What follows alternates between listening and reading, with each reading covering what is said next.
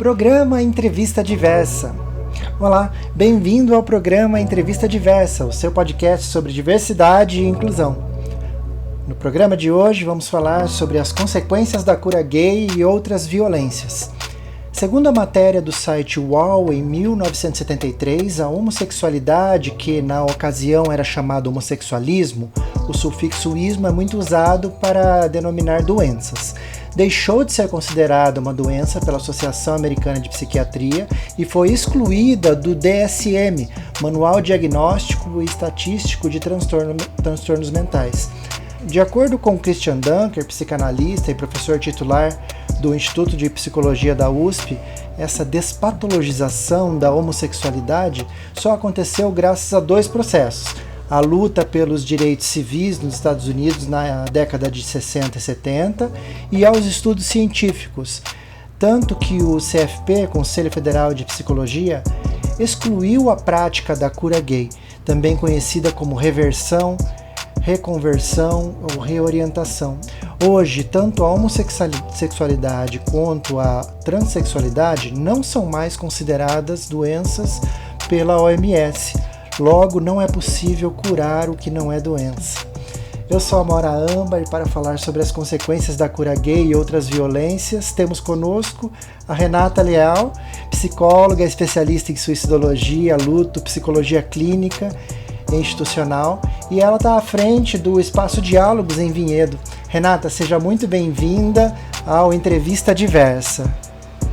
Obrigada pelo convite, Maura. É um prazer estar aqui e participar desse programa de entrevista diversa com você e com todos que nos acompanham. Eu que agradeço, Renata. Eu gostaria que você falasse já logo de cara de onde surgiu essa ideia de curar gay, de curar pessoas dela ser LGBT.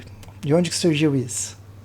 Bom, eu vou começar, acho que retomando o que você falou há pouco, que eu acho muito importante a gente ressaltar que não há cura para o que não é doença. Então, ressaltar essa informação, eu acho que nós temos que fazer a todo momento.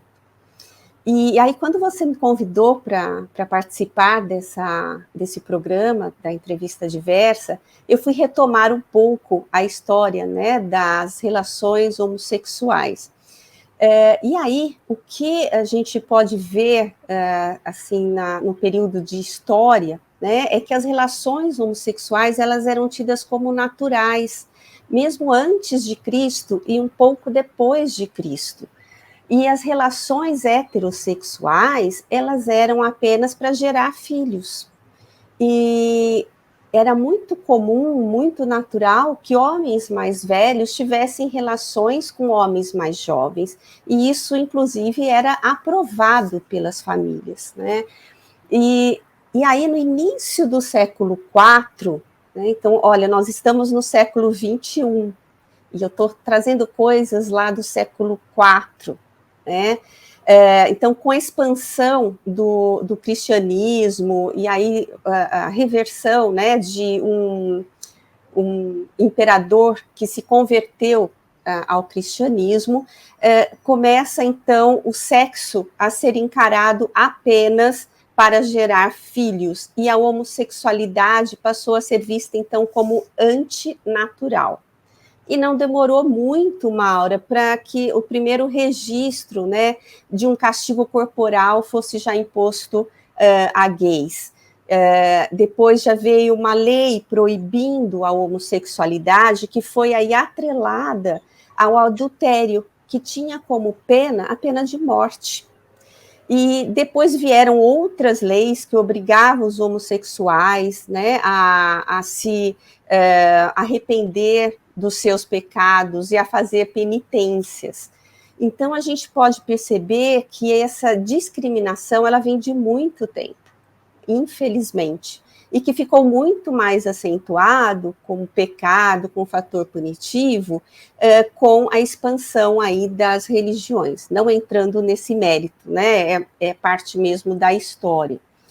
E Maura, tem um artigo que chama O Inferno da Cura Gay, e aí fala um pouco, então, de como isso começou aqui no Brasil, né? Então, quando começaram essas práticas, né, fora do Brasil, o Brasil começou a importar um pouco essa ideia para cá, e aí começaram, então, nós tivemos vários lugares que praticavam essa cura gay, inclusive o Sanatório Pinel, que ficava na cidade de São Paulo, onde as pessoas elas eram diagnosticadas, né, com homossexualismo.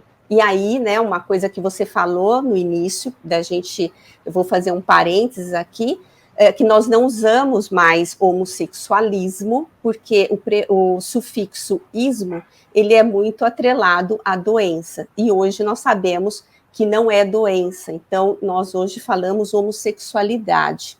Mas naquela época, então, todas as pessoas diagnosticadas com homossexualismo, elas eram submetidas a tratamentos muito dolorosos, física e emocionalmente. Né? Então, tinha práticas de eletrochoques, comas induzidos, entre outros tantos, né? Outras tantas violências a todo esse grupo de vulnerabilidade. E a homossexualidade passou por algum tempo, né, a ser tratada como um transtorno, muito ligado à esquizofrenia. E aí, no início do século XX, né, que foi um pouco do que você falou, que o Christian Dunker também traz, começou aqui no Brasil, né, vindo muito fomentada por um médico, a defender que homossexuais deveriam ser tratados. Então, começaram pesquisas morfológicas, que era o quê? O estudo de células, de órgão, do organismo como um todo, para identificar os gays. Dessa pesquisa, Maura, nada foi constatado, nada foi provado que diferenciasse uma pessoa da outra nesses termos que eles estavam aí procurando, né? Então,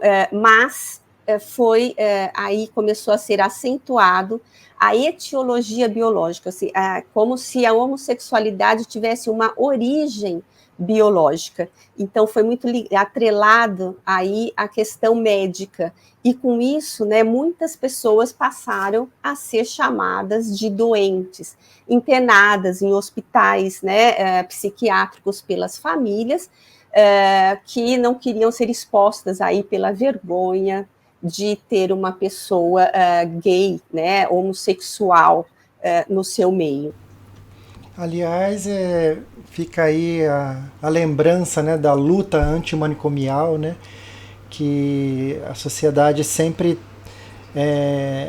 age dessa maneira de querer esconder no manicômio a pessoa que não quer no convívio social, e o manicômio acabou sendo um depósito de gente que a sociedade não quer convivendo entre eles, né?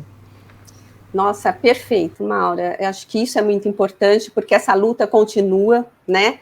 A gente não pode esquecer disso, de quanto isso foi e ainda é, né, importante essa visão antimanicomial, porque as pessoas, elas eram simplesmente jogadas lá, né? Na minha cidade, por exemplo, Natal, tinha um hospital psiquiátrico, eu fiz estágio lá na época até da faculdade, faz tempo, que as pessoas nem tinham mais famílias que iam lá visitar, né? Então, quando começou todo esse processo antimanicomial, muitos ficaram lá morando, porque eles não tinham mais para onde voltar, né? E isso eram para pessoas que tinham transtornos mentais, era para pessoas homossexuais, eram até o hospital lá da minha cidade era para tuberculosos inicialmente, então assim, era um depósito mesmo de pessoas, né? Então, muito importante isso que você traz. E assim, a cura gay entrou nisso, né? Foi um trágico, acho que uma coisa assim, muito sofrida, né? Esse movimento aqui no Brasil, em todo o mundo, mas um sofrimento incalculável, que não dá para a gente imaginar, né, como foi difícil, porque naquela época nem mesmo as pessoas entendiam muito bem da sua orientação sexual, e muitos, eles mesmos se internavam, porque eles mesmos se achavam aí, né, errados, doentes e que precisavam de tratamentos. Então foi uma situação muito difícil, porque tinha vergonha, a culpa, muitas vezes, né, eles mesmos entravam, né, em estados, isso tudo causava estados depressivos graves, processos de degradação física, que eles mesmos se impunham, então eram impostos por esses pseudo-tratamentos, né? Agora, Renata, a gente vê muitas famílias que não foram educadas para entender que ser LGBT é próprio do ser humano, que não é uma modinha, que não é algo que aquele adolescente, aquele filho, aquela filha está querendo causar em casa, que está querendo, né, ser rebelde, porque é próprio do ser humano ser LGBT, assim como é próprio ser cisgênero, heterossexual, né? O dito normal, entre aspas. Infelizmente, o que é tido como normal é quando a pessoa não é LGBT. Porém, a hora que a gente chega nessa família que não teve esse conhecimento, porque ainda hoje é impedido de se falar sobre isso em muitos lugares, muita gente querendo proibir de ser falado nas escolas, querendo proibir a educação sexual, né, como se fosse algo ruim, mas a gente sabe que é algo que vai acolher a pessoa como um todo. Sempre tem um pai e uma mãe que quer o melhor para o seu filho e entende que ser LGBT é algo de ruim. E aí busca essa ideia de cura gay porque quer o melhor para o filho. Como explicar para essa família que essa ideia de curar, né, a pessoa LGBT é uma violência e quais são as consequências dessa violência? Isso é muito triste, né, Maura? Porque as pessoas começam assim, né? Eu penso muito. A própria ideia de curar gay já é uma violência, né? Porque se não é uma doença, então quando a gente fala em cura, isso já é uma violência. E acredito, por exemplo, hoje, o que nós estamos fazendo aqui é um trabalho de psicoeducação, que traz informações.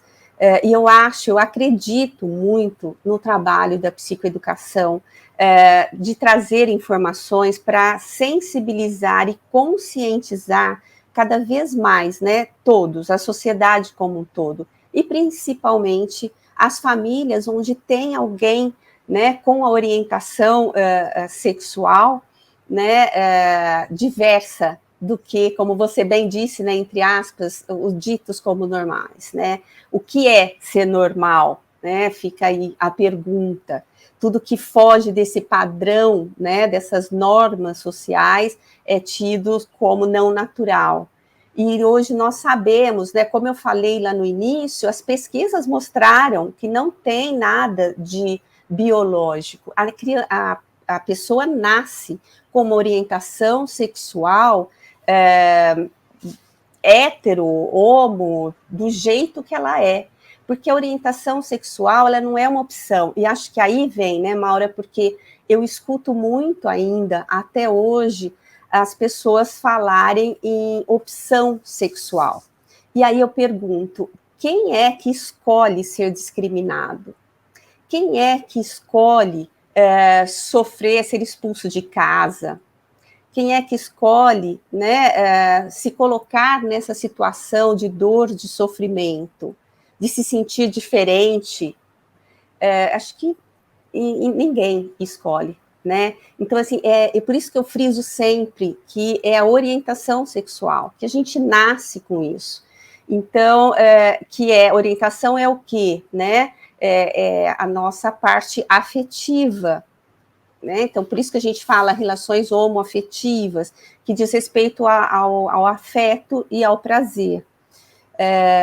Então, quando as famílias começarem a buscar mais informações sobre isso, eu acredito que vai começar a desmistificar um pouco, a diminuir o preconceito, né? Porque o que a gente vê é que muitas famílias, elas, às vezes, os pais até falam, eu já sabia e ok, né, vamos aqui, você continua sendo meu filho, isso não muda em nada. Outras famílias precisam de um tempo um pouquinho maior, né, para se adaptar aí à situação, mas aí acolhem a pessoa, né, porque não deixa de ser filho, não deixa de ser irmão, não deixa de ser tio, né? Então, assim, o quão importante é esse acolhimento. Mas outras famílias, infelizmente, ainda têm o preconceito arraigado, um preconceito que vem aí da nossa sociedade, né, com essa visão também machista dessa normose, né, que tudo tem que ser dentro dos padrões ditos como normais, e que aí vem todo um sofrimento, tanto da família como da pessoa, porque eu sempre falo que antes mesmo, né, da pessoa ser aceita pela família, ou ser aceita pela sociedade, ela passa por um processo de luto muito grande, né, pela própria autoaceitação. Então, a criança, desde pequenininha, que começa a perceber, né, os seus gostos de brincadeiras um pouco diferentes do que dos coleguinhas, né, que têm o mesmo sexo biológico, e aí começa a ser recriminada pela família, ela começa a se perceber como diferente. E isso já traz, né, toda uma coisa, olha, então, para eu ser aceito, para meu pai gostar de mim, minha mãe gostar de mim, minha família, eu preciso fazer desse outro jeito, eu não posso fazer o que eu gosto, não posso falar o que eu gosto. E isso vai só se acentuando, né? Então, chega na escola e começam os coleguinhas também, que já aprenderam em casa que isso é de menina, isso é de menino. E aí, quando alguém sai fora disso, já começa, então, todo um preconceito, a discriminação, a ser isolado dos grupos. Então, assim, a criança muitas vezes fica embutida nos seus sentimentos para conseguir pertencer ao grupo. E se a gente pensar no adolescente também, né, que já chega nessa fase da adolescência com tantos lutos aí, com tantas modificações corporais, hormonais, afetivas, né, o quanto ainda essa vivência de se sentir aí diferente, discriminado, acentua ainda muito mais o luto pelo que ele está passando. E vem um sofrimento intenso que pode levar a um processo de adoecimento, pode levar a autolesões, pode levar a ideação suicida, com processos depressivos acentuados, com síndrome do pânico, transtorno de ansiedade. Então, assim, se a gente for pensar, né, o quanto é difícil lidar com tudo isso, e depois ainda lidar com a aceitação da sociedade, da família, é um processo muito sofrido. Né? Então, assim, respondendo um pouco a sua pergunta em relação à família, né, o quanto é importante, numa situação dessa, a família, antes de julgar, procurar se informar, né, porque o caráter da pessoa não muda, continua sendo aquela mesma, a essência da pessoa está ali, né, ela só se manifesta de uma outra forma. Então, e a rede de apoio é muito importante, porque a falta de pertencimento e a falta dessa rede de apoio é um fator de risco, né, para a saúde existencial da pessoa. Então, nós estamos falando aí de uma situação muito, muito grave, né, que pode gerar uma situação muito grave. E lembrando aqui da Karina Okajima Fukumitsu, né, que ela fala do processo de morrência, o quanto a pessoa pode entrar, né, que é o definhar existencial, dela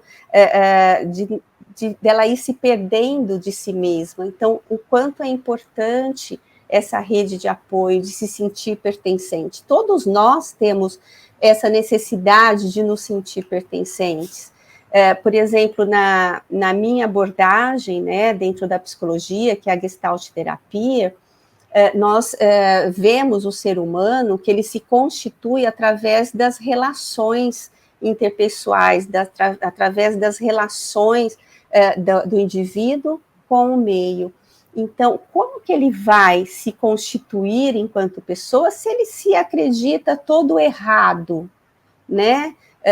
como uma pessoa que muitas vezes ainda, infelizmente, apesar de tudo isso que a gente falou, de não ser mais, né, dito que não é doença, muitas pessoas ainda são vistas com isso, com essa coisa médica, infelizmente.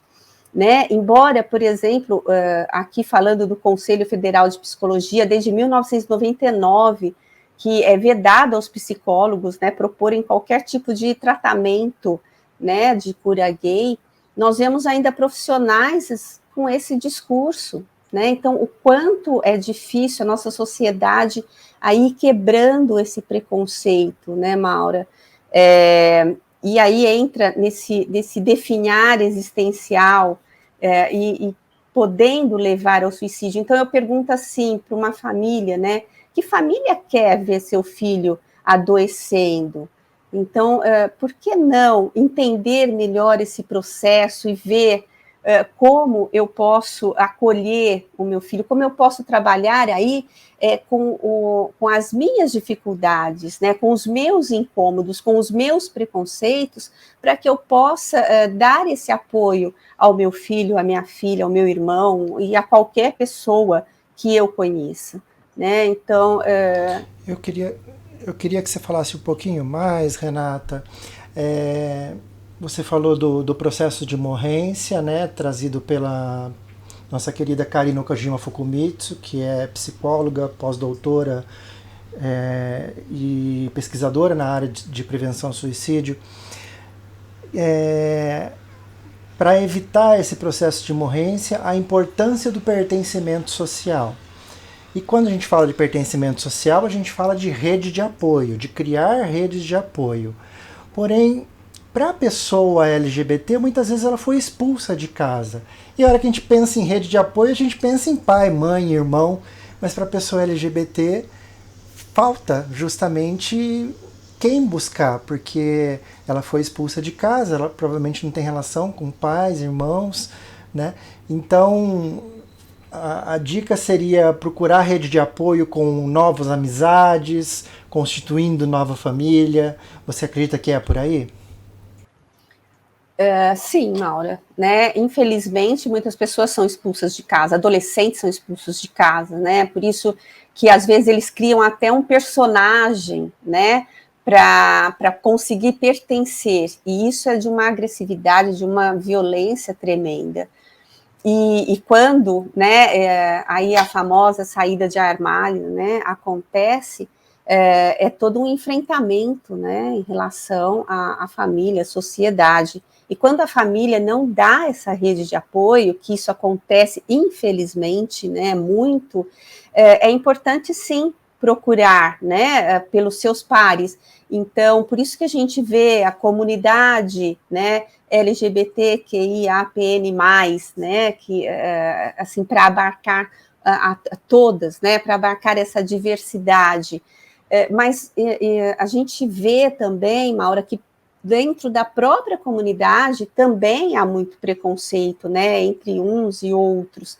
Então, assim, é buscar realmente os seus grupos de pertencimento, buscar os seus pares, né, encontrar, constituir uma nova família, como a gente vê aí muitos, né, casais constituindo famílias.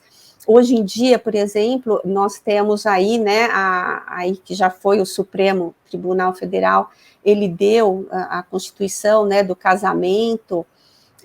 Isso foi uma conquista muito importante. A penalidade, né, para a lei de LGBTfobia, então, assim, nós temos leis já, penalidades para isso, mas que, infelizmente, né, na prática, a gente vê que isso é muito difícil, né, porque o preconceito está arraigado. Então, essa rede de apoio, ela, às vezes, é muito difícil, e por isso traz muito mais sofrimento.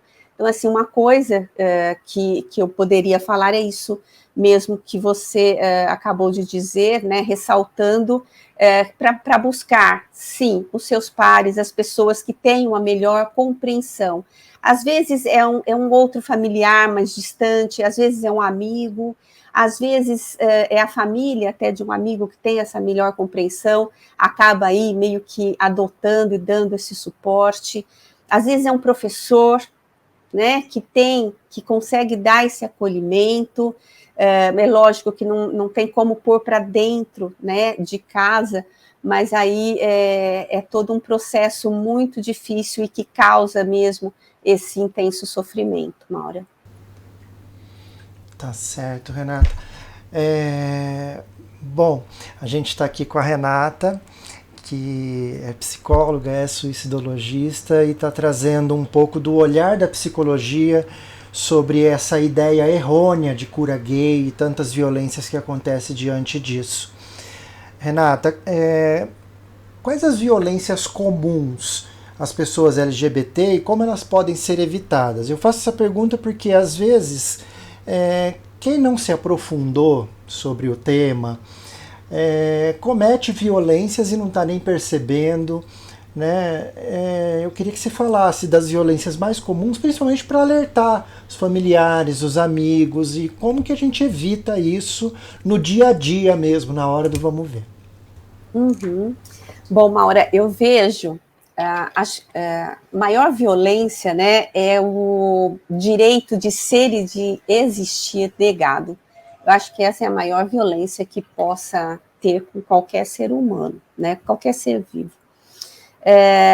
E acho que na nossa sociedade, né, e isso eu me incluo, o quanto nós temos que desconstruir muito, né, do que vem arraigado aí na nossa sociedade, e repito, né, machista, que tem uma ideia muito errônea do certo e do errado, do que pode e do que não pode, em muitas situações, né, quando a gente olha para essa diversidade do que é do humano.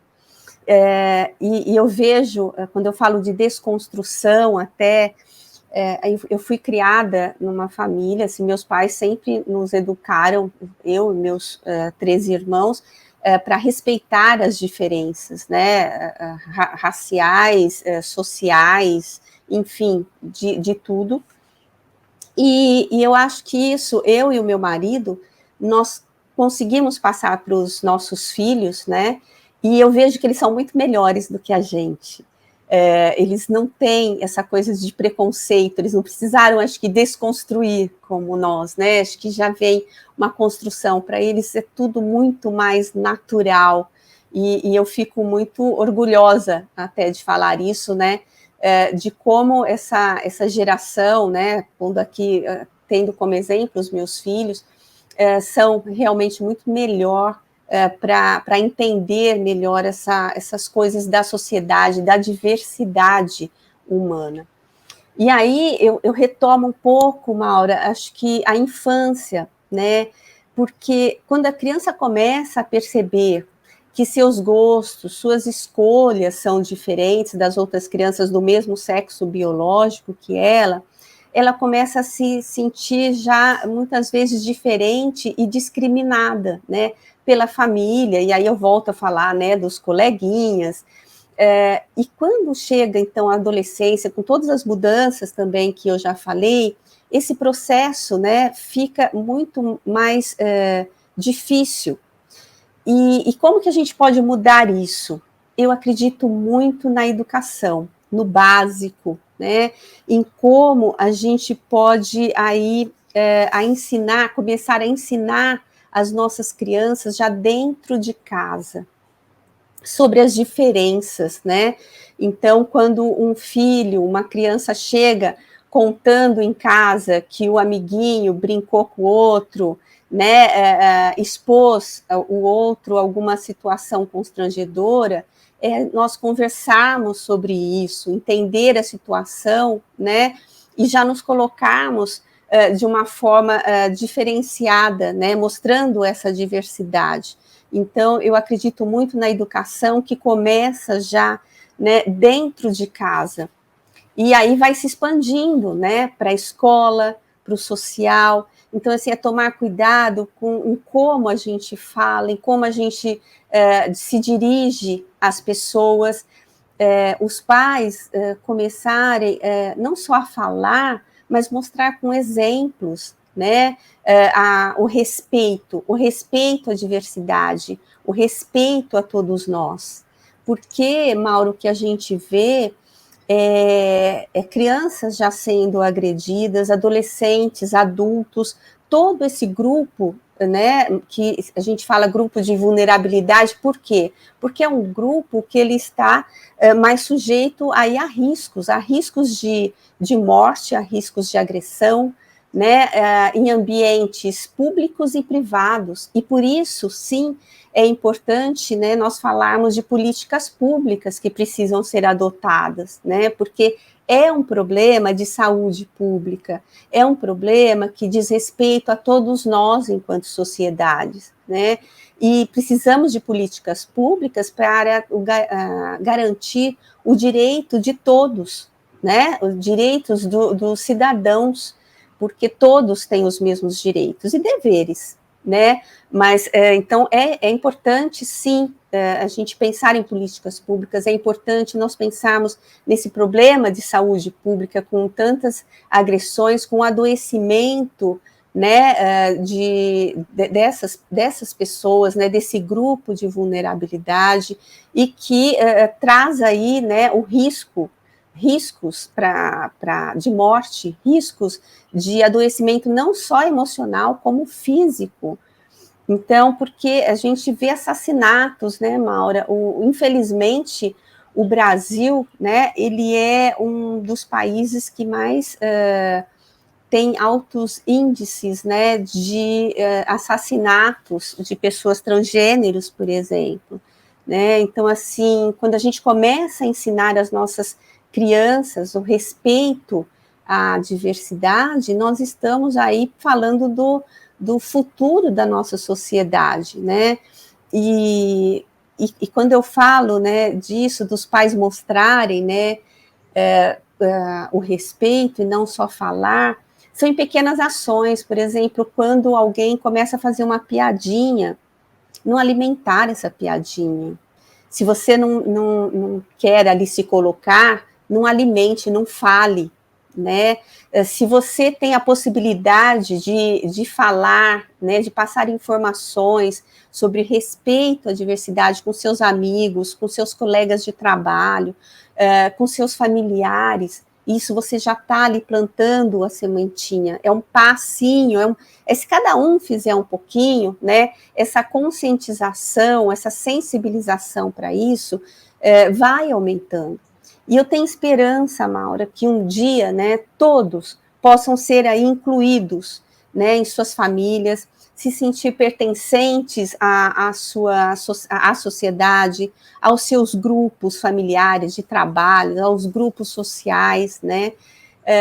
Porque se cada um fizer um pouquinho, semear compaixão, respeito, nós iremos melhorar enquanto humanos e deixar de praticar ações tão desumanas, né? Porque nós somos seres humanos e nós precisamos praticar isso, né? A nossa humanidade. Renata, é tão bom te ouvir falar, né? Desse lugar de quem clínica, né, que está dentro da clínica atendendo pessoas com seus sofrimentos existenciais, muitos causados justamente por essa demanda, né, de não se sentir pertencente, porque a família não consegue entender a demanda da pessoa ser LGBT e tudo mais. E aí, a hora que aquela mãe percebe que o filho ou a filha é LGBT, que tá diferente, ou que chegou e falou, pai, mãe, eu sou diferente, eu não sou menino, eu não sou menina, enfim. O que fazer? E ainda eu te digo, para famílias que são religiosas, a minha religião não aceita. Como lidar com essa situação? Porque eu acredito que o amor pelo seu filho, pela sua filha, é maior que tudo, é divino, né? Como que você vê essas questões? Olha, Maura, o amor, ele é divino, né? E ele deveria abarcar, né, acolher toda essa diversidade, né, que os filhos podem aí apresentar. Então, quando chega e fala, é lindo quando a família vem, acolhe e vai dar um abraço. Já vi muitas histórias assim. E aí muitos pais que procuram, inclusive, a terapia para buscar trabalhar com as suas próprias limitações para poder acolher melhor os filhos. Então, tem essa família, e é lindo ver esse processo, tanto da família que está acolhendo, como da pessoa que vai se fortalecendo, né, com essa rede de apoio que dá essa sustentação. Mas, infelizmente, muitas famílias não conseguem, né? Então, você falou essa parte da religião, muitas colocam a religião acima aí da filiação, né? Desse amor que a gente tem como, eu falo assim, que é um amor que transborda, né? Mas que às vezes a família, e aí eu falo, né? Eu costumo, dentro ali do consultório, eu não posso julgar, né? Nem a pessoa, nem a família, porque tem as limitações de cada um. E a família, ela não pode dar mais do que ela consegue.